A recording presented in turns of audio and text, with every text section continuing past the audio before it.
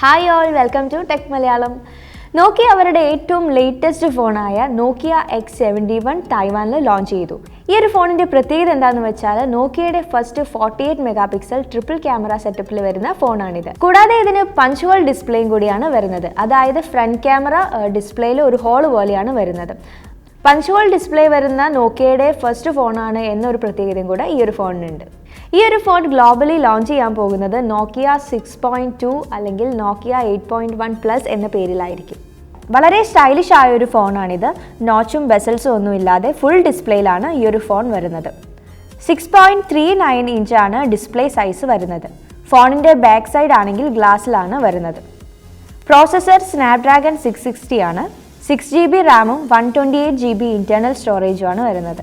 SD card ഉപയോഗിക്കുകയാണെങ്കിൽ 256GB വരെ expand ചെയ്യാവുന്ന ഓപ്ഷനും ഇതിലുണ്ട്. ആൻഡ്രോയിഡ് പൈ ആണ് OS വരുന്നത്. ഇന്ത്യയിൽ ലോഞ്ച് ആവുമ്പോൾ ആൻഡ്രോയിഡ് 1 വരിക. 3500 mAh ബാറ്ററിയാണ് ഇതിൽ വരുന്നത്. 18 വാട്ട്സ് ഫാസ്റ്റ് ചാർജിംഗ് വരുന്നുണ്ട്. ഫോണിൻ്റെ മെയിൻ ഹൈലൈറ്റ് എന്ന് പറയുന്നത് ഇതിൻ്റെ Zeiss ബ്രാൻഡഡ് ട്രിപ്പിൾ ക്യാമറ സെറ്റപ്പാണ്.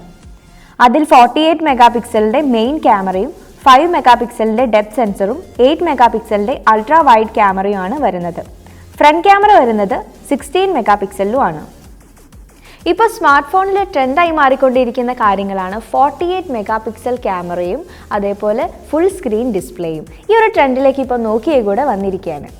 ബട്ട് തായ്വാനിൽ ഈ ഒരു ഫോൺ ലോഞ്ച് ചെയ്ത പ്രൈസ് നോക്കുകയാണെങ്കിൽ 26,000 റേറ്റിലാണ് അത് വരുന്നത്. പക്ഷേ ആ ഒരു റേറ്റിലാണ് അത് ഇന്ത്യയിലും ലോഞ്ച് ചെയ്യുന്നതെങ്കിൽ ഈ ഒരു ഫോൺ അത്രത്തോളം ഹിറ്റ് ആവാനുള്ള ചാൻസസ് വളരെ കുറവാണ്.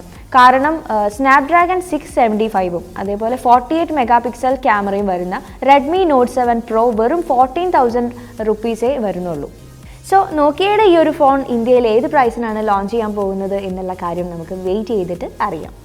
ഇന്നത്തെ ഈ ഒരു വീഡിയോ നിങ്ങൾക്ക് എല്ലാവർക്കും ഇഷ്ടപ്പെട്ടു എന്ന് വിചാരിക്കുന്നു. അപ്പോൾ നിങ്ങൾ എന്നും ചെയ്യുന്നത് പോലെ ലൈക്ക് ചെയ്യുക, കമൻറ്റ് ചെയ്യുക, ഷെയർ ചെയ്യുക. നമുക്ക് നെക്സ്റ്റ് ടൈം നല്ലൊരു ടോപ്പിക്കായിട്ട് വീണ്ടും കാണാം. ബൈ.